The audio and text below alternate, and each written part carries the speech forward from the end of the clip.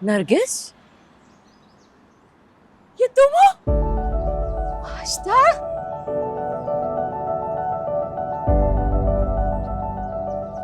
क्या जबरदस्त इत्तेफाक है। मैं कराची में मेहमान हूँ और मुझे तुम मिल गई हो। तुम घर चलो ना, वहाँ चल के बात करते हैं। इसकी जरूरत नहीं है, अभी मैं जल्दी में हूँ। एक जानने वाली की बेटे की शादी पे आई थी। तुम अपना नंबर दो ना मुझे, मैं तुम्हें फोन करूंगी। हाँ, 0321। हाँ,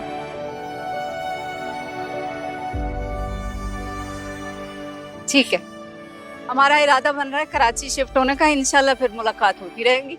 फिर तय हो गया, तुम और तुम्हारा बेटा मेरे घर रहेंगे, ये तय हो गया। अरे नहीं माजिदा, इसकी जरूरत नहीं है। वलीद ने अपने दोस्तों से बात कर ली है, वो हमारे लिए घर देख रहे हैं और गेस्ट हाउस का भी इंतजाम कर लिया। जब तक घर नहीं मिलेगा हम वहाँ रहेंगे। किसी रिश्तेदार पे बोझ नहीं बनना चाहते। बस फौरन गैर बना दिया तुमने नरगिस ना। जब मैं कराची में मौजूद हूँ तो फिर तुम्हें गेस्ट हाउस में रहने की क्या जरूरत है? मेरे घर पे आके रहना ना। वलीद को पसंद नहीं है किसी पे बोझ बनना। देखो, अगर तुम लोग मेरे घर में आके नहीं ठहरे ना तो मैं नाराज हो जाऊंगी और सारी जिंदगी बात नहीं करूंगी। अच्छा, मैं बात करती हूँ, मैं अब जाती हूँ। सिर्फ बात नहीं करनी है, उसे साफ साफ मेरा हुक्म सुनाना है कि वो अपनी खाला के घर मतलब मेरे घर आके रहेगा। अच्छा अच्छा, तुम्हारा हुक्म सुना दूंगी और ये भी बता दूंगी कि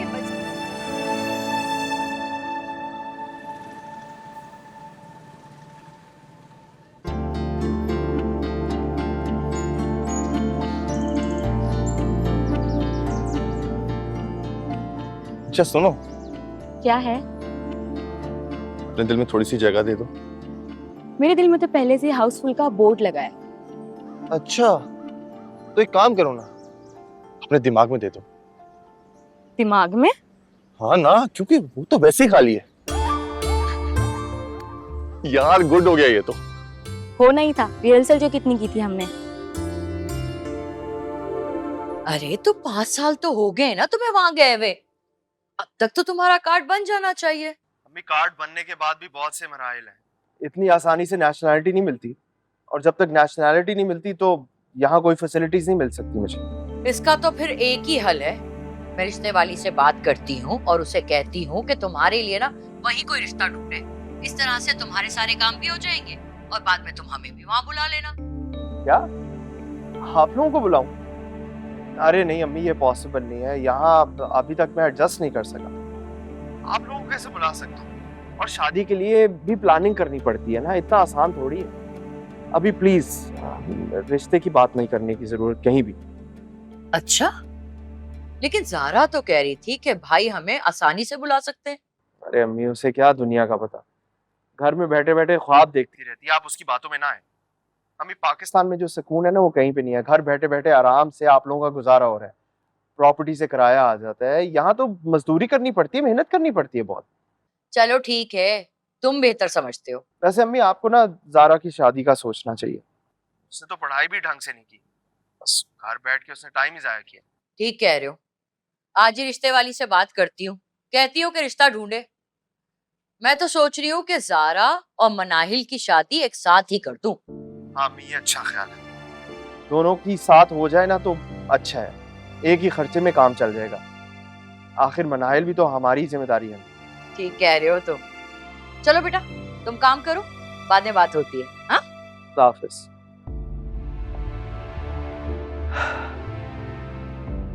ज़ारा ने बिना खामोखा में मेरे दिल में शक डाल दिया।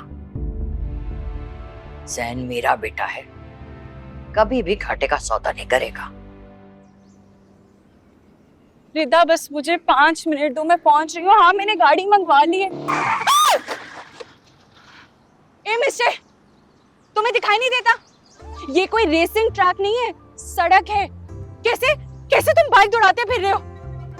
मैं कोई रेस नहीं लगा रहा था, आप देखे बगैर चल रही थी। और शायद आप भूल गई हैं कि आपका ड्राइंग रूम नहीं रोड है, जहाँ पे देखे बगैर फोन पे बात करती हुई आ रही हैं आप। शट अप, तमीज नहीं है कैसे बात करते हैं, जाहिल।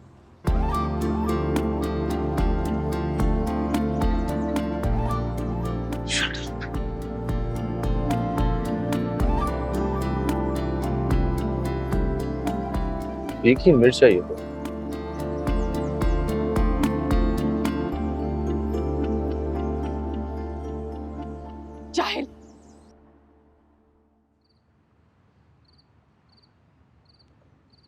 भाई उसने तो साफ साफ कह दिया कि अगर तुम गेस्ट हाउस में ठहरी तो तुम्हारे मेरा ताल्लुक खत्म। अब कुछ दिन तो उसके घर रुकना पड़ेगा। नहीं माँ प्लीज, मुझे बहुत बुरा लगेगा। इतने सालों से उन लोगों से मुलाकात नहीं हुई, अब यूं अचानक जाकर उनके घर ठहर जाएं, इतना अजीब लगेगा माँ प्लीज। मैंने वादा कर लिया, बस हम 1-2 दिन उसके पास रुक के ना गेस्ट हाउस चले जाएंगे, इस तरह वो भी खुश हो जाएगी। अरे बस रहने दें माँ, जब अभी वो आपको आने और रहने की बात के ऊपर ताल्लुक तोड़ने की धमकियां दे रही हैं, तो आगे क्या करेंगी? वलीद, तुम्हें उसकी बेटी ज़ारा याद है? बहुत प्यारी है, मैंने उसकी तस्वीर देखी फेसबुक पे। अगर तुम्हें पसंद आ जाए ना तो मैं कोई और रिश्ता ना ढूंढूं। माँ ये इख्तियार तो मैं आपको दे चुका हूँ, अब आप जो फैसला करें मुझे मंजूर है।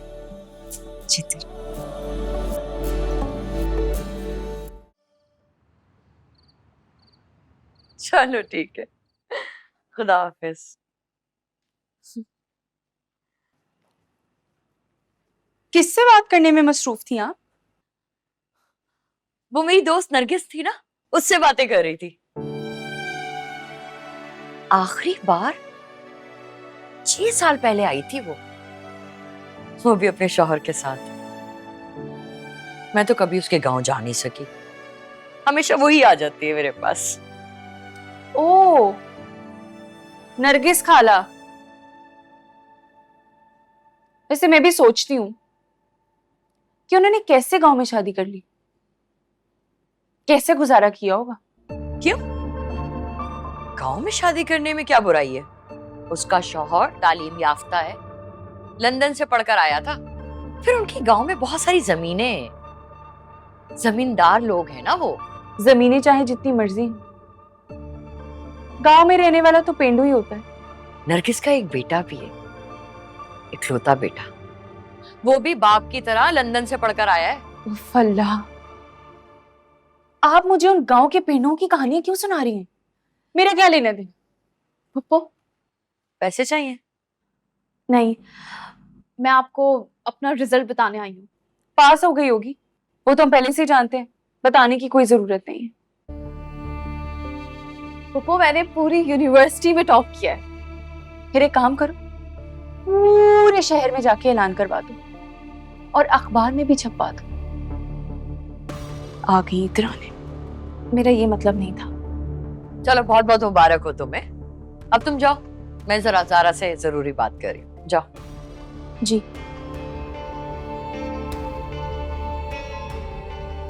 मुझे तो ये समझ नहीं आता अम्मी कि ग्रेजुएशन तक तो काफी था, क्या जरूरत थी मजीद पैसे लगा के इसको और पढ़ाने की?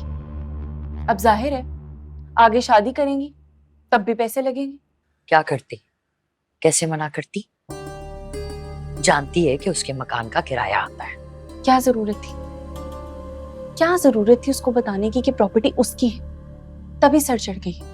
नहीं, उसे बाकी चीजों का नहीं पता है, सिर्फ इस घर का मालूम है।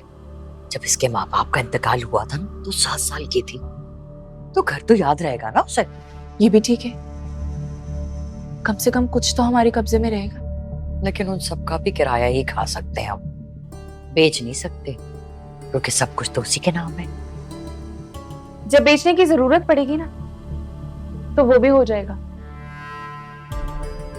आजकल के दौर में वैसे भी कुछ नामुमकिन नहीं है। बस पैसा बोलता है अम्मी, पैसा।